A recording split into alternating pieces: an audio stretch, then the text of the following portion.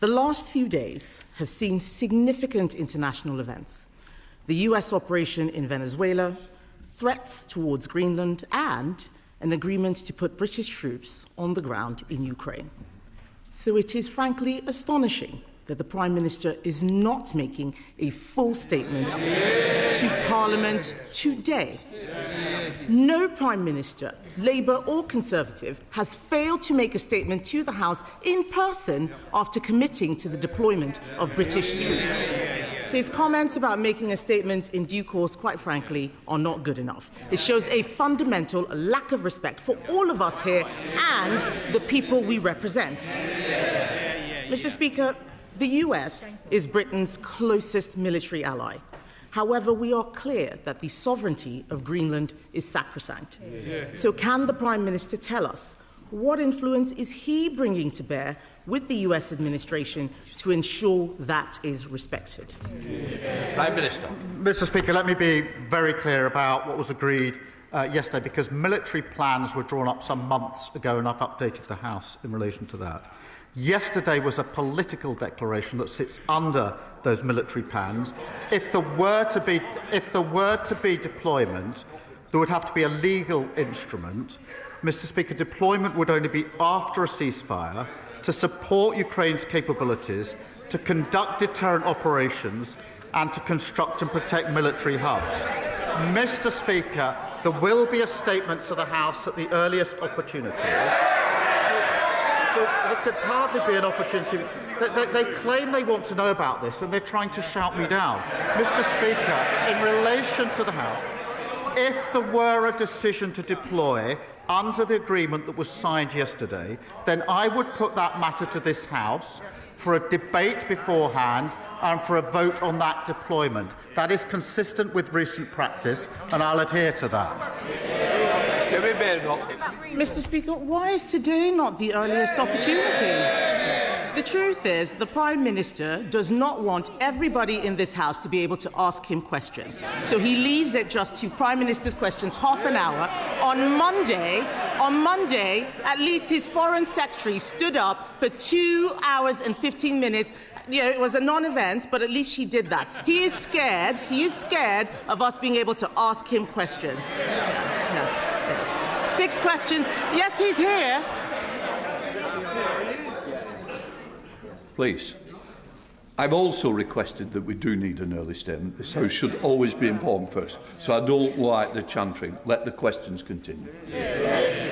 Well, one of them asked, but he is here. He's got no choice but to be here for Prime Minister's questions. That's why he's here. If he could skip this, we know he would do. But back to the matter at hand, Mr. Speaker.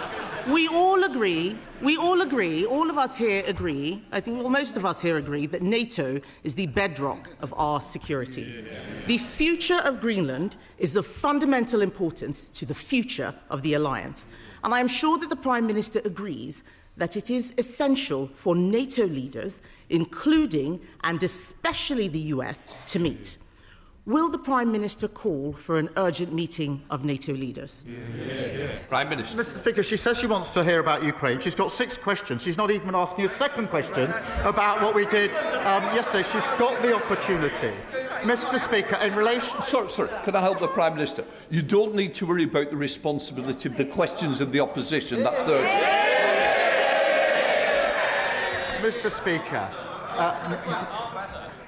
NATO is the single most important and effective military alliance the world has ever seen. In the 18 months we've been in power, I've done everything within my ability to strengthen NATO. We had one of the strongest NATO meetings last year, the summit, where we had more members of NATO and more unity. When I arrived back to the House to make a statement, which of course she asked for, her position was I shouldn't have missed PMQs, I should have empty-chaired the NATO summit. That's how serious she is about NATO, Mr. Speaker.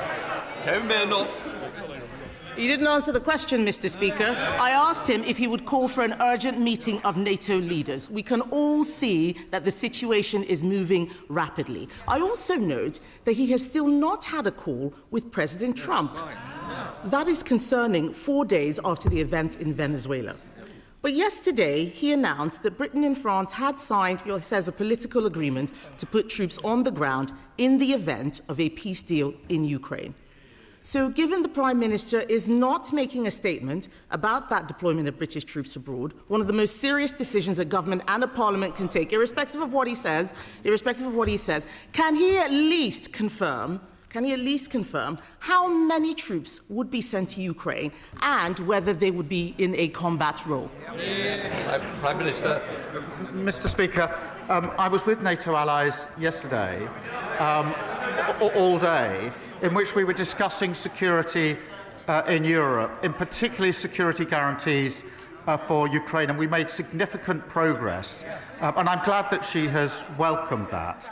Of course, I will speak to President Trump. I spoke to his senior advisers yesterday. We were with them all day. But, Mr. Speaker, she asked me about the deployment. We released the statement yesterday. It's clear from that, but I will be clear with the House that there would only be deployment after a ceasefire. It would be to support Ukraine's capabilities. It would be to conduct deterrence operations and to construct and protect military hubs. The number will be determined in accordance with our military plans, which we are drawing up and looking to other members to support. So the number I will put before the House before we were to deploy. But I'll do more than that. If we went as far as a legal instrument to deploy, which would be necessary, I would then have a debate in this House so all members could know exactly what we're doing, make their points of view, and then we would have a vote in this House on the issue, which, to my mind, is the proper procedure in a situation such as this. Kemi Badenoch. Mr. Speaker, it is clear that the Prime Minister either does not have the detail or does not want to give us the detail. Yes. But this is important. He should be calling an urgent meeting of NATO leaders. He should have spoken to President Trump by now. This is important because if any such peace deal is breached, we would be in direct conflict with Russia. If the Prime Minister is committing troops, he must give more detail on how he intends to ensure our armed forces are fully resourced. Before the budget, the Prime Minister said it was his ambition to spend 3% on defence in the next Parliament. That could be as late as 2034. It is time to move from ambition to commitment. We have now had the budget. So can the Prime Minister now tell us in what year will the UK spend 3% of GDP on defence? Prime Minister. Mr. Speaker, just on this serious issue she puts to me in relation to security guarantees and the American role and our dialogue with the Americans, I can assure the House I spoke to President Trump twice over the Christmas period in relation to this specific issue, along with members of the E3, along with European allies. That has been a constant course of our discussion. There's no question of acting on this without full discussion with the Americans, and their senior negotiators were there at President Trump's request yesterday and on his instructions, and they were talking to him during the course of yesterday as we negotiated. So to assure the House, because it is a serious position she's putting to me, on the question of security guarantees, there is nothing between the UK and the US, and we've been constantly discussing this over many, many weeks and months. We've made huge progress. I have personally spoken to President Trump about it on 2 occasions since we were last in this House. I do want to reassure her and the House in relation to that really important issue. In relation to defence spend, I'm proud that we're investing to keep our country safe, that we have increased the defence spend. That's provided for in the budget. It's the biggest sustained increase in defence spending since the Cold War, and that means, Mr. Speaker, better kit, better housing for our forces and better defence as an engine for growth. Mr. Speaker, that does compare to their record. Ben Wallace, who was on the radio this morning, the longest-serving Conservative Defence Secretary, admitted that on their watch the armed services had been, in his words, hollowed out.